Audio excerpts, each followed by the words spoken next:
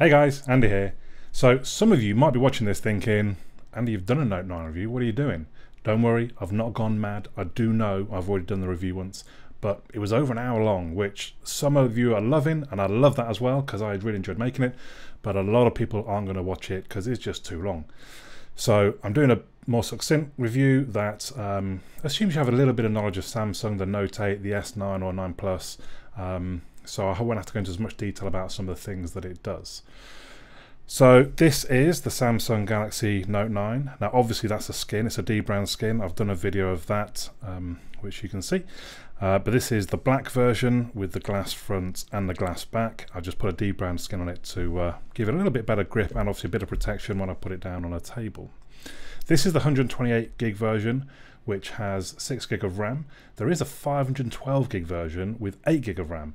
Now, one, there's no way I'm going to use 512 gig, and two, apparently the 8 gig doesn't really make that much difference. Not in benchmarking anyway. Maybe in real life use you can switch around more apps, but I mean, I think I've read somewhere you can kind of have about 17 apps in your memory already anyway. Well, I don't use that many apps in a day. So if we talk about the design first of all, as I unlock the screen, you can see how small the bezels are. Now, one thing you might notice, the more astute of you, there's not a notch. I'm not against notches. In fact, I'm a bit of a defender of the notch, really, to be honest. But at the same time, I would prefer just nice slim bezels like the Note 9 does have. It's a slightly larger screen than the Note 8. They've moved the fingerprint sensor to the center back. I quite like it there. It's still a little bit high, and it's actually a little hard to find. The skin really helps you know when you're on or off it. I find it to be very reliable, pretty quick. No issues with the fingerprint sensor. The device is 201 grams, which is quite heavy. It's probably the heaviest device I've ever owned, but at the same time it doesn't feel all that bulky. It's only 8.8 millimeters thick, but it's something to bear in mind, especially if you're going to put a case on it. It could feel a little bulky. It's got an aluminium frame, as I mentioned, glass front and back. I think it's the old Corning Gorilla Glass 5, and obviously the curved infinity display, which I kind of thought would annoy me because I'd catch it all the time, but actually I'm not. I'm getting on just fine with it. The hardware, the chipset is an Exynos 9810. It's kind of the equivalent of the Snapdragon 845, which comes in this phone in America. The CPU is an octa-core 4x2.7 GHz Mongoose M3 and 4x1.8 GHz Cortex A55. The GPU is a Mali G72 MP18. Now, I don't know a lot about any of those specs, to be honest, because I know the Snapdragon and the Adreno, but what I can tell you is it gets 8,950-ish on Geekbench 4, which is by far the best score I've ever seen, including a Snapdragon 845 device. It also has stereo speakers, which do sound very impressive. Let's start with a bit of spoken voice. Data optimize their life. You don't do it for yourself because you have to go through all that. So you gotta have two hats. You gotta have the player playing The Sims, and you design your life based on that.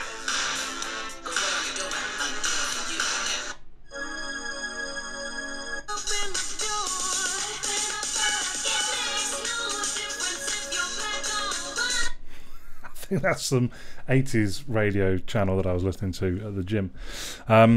Strangely, they didn't score massively high. You can turn on Dolby Atmos, it has that.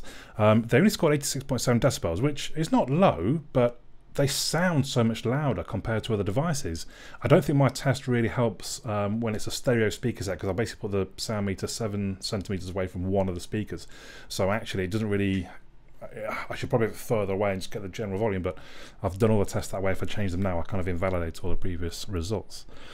Where did I get to? So yeah, they do sound great though. That's, for me, that's the key thing. There's even like a little bit of bass in there, and the important thing, that passes the kettle test. So when I'm making a coffee in the morning, I can hear it no problem at all over that. It does have an iris scanner and a face scanner. It's quite quick and reliable. So let's just try and I'm gonna turn it on and then turn it to me. It didn't do it yet. It did it that time. I turned away too quick. So it's not blazing fast, but it's pretty fast. In fact, sometimes I kind of turn it on to look at a notification. Before I get a chance to read the notification, it unlocks the phone. In fact, you might want to turn it off because of that in some ways. It's got IP68 protection. That means up to 1.5 meters for 30 minutes. I've not really had any reason to test that. It's not something that I particularly want, but I know a lot of people find it very important. Likewise, the 3.5 millimeter headphone jack isn't something that I use, but I know a lot of people really want it. There is also a pressure sensitive home button. I've got it turned off actually. But a bit like the squeeze to use for the Pixel, you can press on the home button. I turned it off because I was activating it, just pulling it out of my pocket sometimes. The screen, so I kind of mentioned already, is a 6.4 inch Super AMOLED, 2960 by 1440 pixels. That's an 18.5 to 9 ratio and a 516 pixels per inch. That's ridiculous. That's amazing, I think. And it does look fantastic. The viewing angles are amazing. The clarity. This is actually in 1080p mode. I pretty much generally leave it in 1080p mode. I don't think I'll be able to see the difference. It's nice to know I can crank it up to that. It'll burn through more battery, but it is there. It's HDR10 compliant, whatever that means. And of course, we do have, if I turn it off, the always on display, which for me is now almost a deal breaker. I must have an always on display. I love it. It generally seems very bright, but at the same time, it doesn't right there because I've got the lights shining on it, but it seems very bright, and I definitely had no problems using it outside. But it only actually scored, well, it couldn't even reach 600 lumens in my test. Now, I have seen a couple of people have commented that I actually turn auto brightness on, so I normally turn it off and crank it right to the top and then measure it. Some people have said you have to turn it to auto brightness and then give it a reason to crank it all the way up, and it can get up to 700. Previous Samsungs I've tested go up over 800. That's why I was a little bit surprised. But at the same time, it is a fantastic screen. I mean, a lot of people comment it's the best screen on the market right now, any phone, anywhere. And I've not seen anything that would make me think otherwise, to be quite honest. So we're going to move on to the camera, or cameras. Now, I'm a Pixel 2 XL user, so in some ways it's a little bit harsh for me to review another camera on other devices, because the 2 XL is often sort of thought about as the benchmark by which everything else is measured. And I think with good reason. It's an amazing camera, it really is. So how does the Note 9 compare? I would say very well, very well. I mean, whether or not it's better than, I don't know, but in some ways you can judge that for yourselves by looking at some of the pictures that I've taken. So they're dual 12 megapixel cameras on the back, or lenses. One of them being an f1.5 to 2.4, and it's got that funky changing aperture that will switch depending how much light there is to be bigger or smaller, which in theory gives better performance in the dark. And I would say actually the dark photos, or low light photos, are very good. The second camera is the 2x zoom. It's an actual zoom. It's not a digital zoom, which most phones will have to make do with, or most I've had to this point. And actually, I do really quite like it, being able to zoom in a little bit. It will do 4K at 60 frames per second. It will do 1080p at 240 frames per second, and it will do 720p at 960 frames per second. That's where we get the super slow-mo from, which it is quite impressive. It's a little bit of a gimmick in some ways. Well, for me, I don't really have any use for it, but it is impressive. The front-facing camera is an 8 megapixel f1.7. It will do 2K at 30 frames per second. I don't think any other phone front-facing camera will do that. Generally, again, it's a good lens. It's not quite as good in the dark as the rear-facing camera, but it is pretty good. If we have a quick look at the camera app, it's one of the things. So I think Samsung software actually isn't that bad these days, and their camera app has always been one of the things that I quite like. So start with the basics. I love that there's a shutter and the video on the same one. I can hit either one of them to take a photo or start a video. I've not got to switch between modes. I can just go straight off from there. Then we've got the different options at the top there, and I can swipe between the different versions. Live focus being their portrait mode, which isn't great. It's not as good as the Pixels, definitely. The Pro version where you get all manual controls, panorama. There's other sort of fun things. There's the super slow-mo. AR emojis is a bit of a kind of a gimmick and a bit of fun. God, let's really quickly just turn me into the devil. Can you see? Oh, so it's just a bit of fun. Or where is it? Somewhere I can be a bunny rabbit, and I could do the whole review as a bunny rabbit. So just little fun bits like that. Oh, I didn't mean to close the whole app. Well, mind you, we're kind of done, to be honest. So that is one of the things. It's quite a quick shutter release. We'll just take a random photo of the mat there, just so you can see how fast it does the shutter release. I think the stills do look great. They've got good colours, they've got good detail in low light. They work very well as well. As I say, I don't think I would be too concerned, or I will be too concerned if I'm leaving the pixels behind and I stay with the Note 9. I think the quality is good enough that I'll be happy with the camera. The front-facing camera I've mentioned already is pretty good as well. The video, I think, generally looks very good. The stabilization works really well, apart from when you pan. And the Pixels had this problem initially. It would jerk along basically as you're trying to pan. Hopefully they can fix that with software updates. I'm going to move on to the battery. So one of the big sort of talking points for the Note 9 is the 4000 mAh Li-ion battery. Now, if you think back to the Note 7, that burst into flames because they were trying to squash too much battery into it, and I think that was a 3500 mAh battery, and they've gone to 4000. But they've got a sneaky trick up their sleeve with water cooling. Yes, water cooling. So apparently there's an element that sits over the bits that get hot, and turns the water into vapor that floats off somewhere else, taking heat with it, and then when it's cooled down, it comes back into a liquid and comes back again. Something like that. I think we will see that in more phones as we're going forward. I think even the Poco phone, which is quite cheap, has got it too. I've seen some truly epic stats people posting. They're getting 10 hours screen on time, others just 30 hours use quite easily. I mean, I got to, I don't know, I think it was 27 or 28 hours with about 20% left one time. So it really is very good. It scored a 93% on my test, which is not the best. I was 9 seconds away from it being a 94. It dropped to 93 with 9 seconds to go in my hour-long test, which is a bit of a shame in some ways, but it is very good battery. I'm generally in standby, losing kind of 1.5 to 2% per hour, which is very good. Software-wise, we're on Android 8.1. Now this is the bit where I'm going to skip quite a lot because let's just show you the versions though first of all. So there we go, Android version 8.1, Samsung Experience version 9.5, which is kind of the launcher and everything else really. It's kind of, I guess it's what used to be called TouchWiz. And TouchWiz is a bit of a naughty word in some ways. It was a bit of a joke historically. I honestly think it's not something to be concerned by now. The software, Samsung have improved it aesthetically, I think, as well as functionally. There's a lot of quite good stuff in there, like the camera app, like the sort of battery controls and performance controls. So I'll just quickly show you that. So performance mode, I can tap the bottom, we can go to details, and we can change the performance mode at a touch of a button. So if I go to high performance, this is where we're going to full screen, whereas it's bumping up the brightness a bit. Do you see that got a bit brighter? And then I can go back to optimized where I am, just at the touch of a button. Likewise with battery management, we can go to there. It's going to tell me all the apps that I could probably close down. I'm just going to hit save power.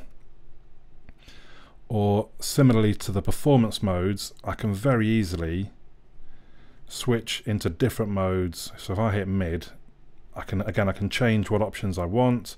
I just press apply. So I think that's really handy. I mean, I was getting some epic.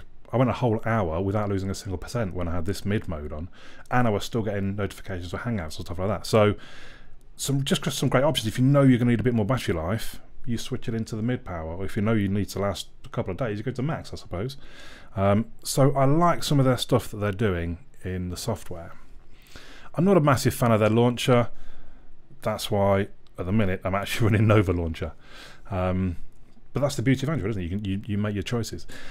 I love double tap to wake. Unfortunately, we don't have it unless we hit the home button, which I'm kind of okay with. I guess in some ways it might reduce the accidental unlocks. I would like more information about notifications, so you don't get anything at the moment unless you double tap one, and then it'll open up and show you the information. But generally the software is not the big drawback that it used to be. Now the S Pen, obviously the S Pen is a big part of the Note series. I love it personally. I don't do a lot of scribbling, as you can see from my handwriting, but at the same time it is quite handy. I almost used it today when someone was going to give me a Wi-Fi password. I was going to scribble it onto the screen. What I do love, let's go in and we'll see the options here. So there's the obvious smart select where you can literally just cut a bit of the screen out. It saves that to your albums, and you can then share it or draw in it or do whatever you want. I don't need, or Bixby Vision, so you can kind of search info about it. But there's some other things that I wouldn't have thought I would like. I mean, live messages is quite cool. Making GIFs from just what you scribble on the screen is a little bit childish, but at the same time it's kind of fun. And then I actually really like Magnify. So we're set to 300 at the moment. It don't have to be so high, 250 or 200 even. But when there's some small text on the screen, you can turn this on, and it's just really handy if you're like an old bleeder like me, struggling to read some tiny text in an app. You can turn Magnify on. So I think I've already used the S Pen more in the Note 9 than I ever did in the Note 5 or the 4 or the 3 or anything like that, which is great. I've had a bit of a play with DeX. I've never seen DeX before. It's amazing, it really is. So you get pretty much any USB Type-C to HDMI cable, plug your phone into a TV, and you get a desktop on your TV. You're not mirroring the screen, you actually get a desktop. The phone itself turns into a trackpad. If you need to use a keyboard, the phone gives you the keyboard and you just use the keyboard like you would on the phone, but it's working on the screen. I think it's fantastic. So many of my friends, they're a lot younger than me, a lot of them, they don't have computers. So in my day, we didn't have smartphones, iPads, anything like that. We grew up with computers. You wanted to check your emails, you logged on your computer. You don't need to do that these days, but there might be sometimes you'd rather sit down and use a big screen. DeX is a fantastic option for that. You can plug keyboards and mice, either plug them in or Bluetooth them to your phone, and it's kind of like you've got a computer just carrying around with you, or you leave the setup at home perhaps and you just drop it into a dock or whatever, and then off you can go type in emails and things. It's not so useful for me because I use a PC, quite a powerful PC. I've got to do video editing and stuff like that. I wouldn't really want to do that on my phone, but I can imagine there's a lot of people that actually that would be a really good option for them. Bixby, I've actually unmapped it now, so I can't even really demo it because now I press the Bixby button. Oh yeah. So actually one press is skip. Hold it down, I think, is Google Assistant. And that's BX Actions, I think, is the app in the store. That's maybe that changes. But Bixby, I actually really wanted to like Bixby. I'd heard some good things about it, that it actually has got a lot better in the last year. It's just very slow and inaccurate, which just meant it was just no use. Google Assistant is so much better. Why does Samsung do this? At least make so you can remap it like I've just shown you, but at least make it easier to do. I like to pay a couple of, actually you don't have to pay, it's the free one lets you do it as well, but I wanted to be able to skip tracks and stuff by just pressing it once. Anyway, so in conclusion, and this review's gone on longer than I meant it to, it is the best hardware you can buy. I don't think there's really any argument about that. It's got a fantastic screen, it's got a great camera, it's got amazing speakers, it's got amazing battery life. You know, I just don't see how you can spend, well, almost £1,000 and get anything better.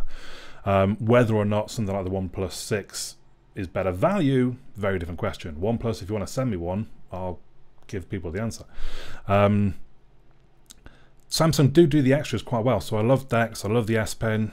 Bixby is the letdown really there, I suppose. But the interesting thing for me is the software. So I've not really used the Samsung as a daily since the Note 5, I suppose.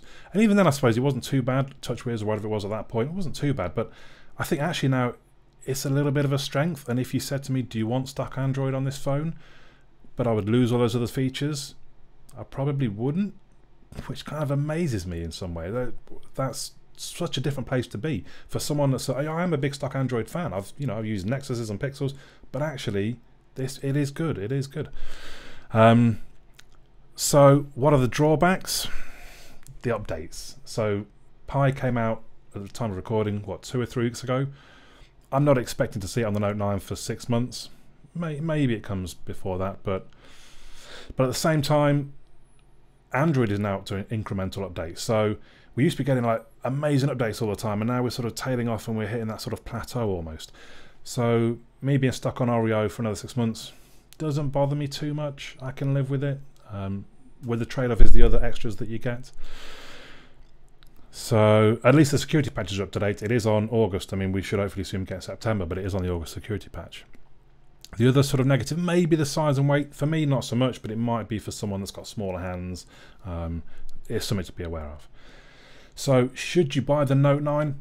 I can't answer that. It depends obviously what phone you've got. It depends basically kind of how much spare cash you have as well, I suppose, because it is an expensive device. Having said that, it is coming down in price already. Amazon have it at sort of $860 something now, and I have seen it on some of the sort of import websites at under $700, I think. Whether or not you want to trust them, that's your call.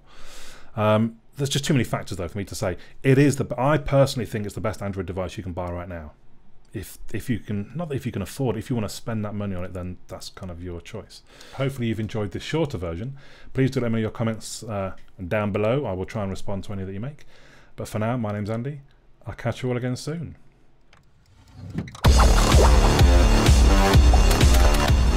Well done, and thank you for making it to the end of the video. Hopefully you enjoyed it. If you did, you might want to click the little fellow that should hopefully appear about here to subscribe. You may also want to check out some of my other videos, which are going to appear somewhere there. Also, come and have a look at my website, androidandy.uk. There is also a forum. Come and say hello on the forum if you've got any questions about things, or request me to review things, or anything else. Just come and have a chat on the forum.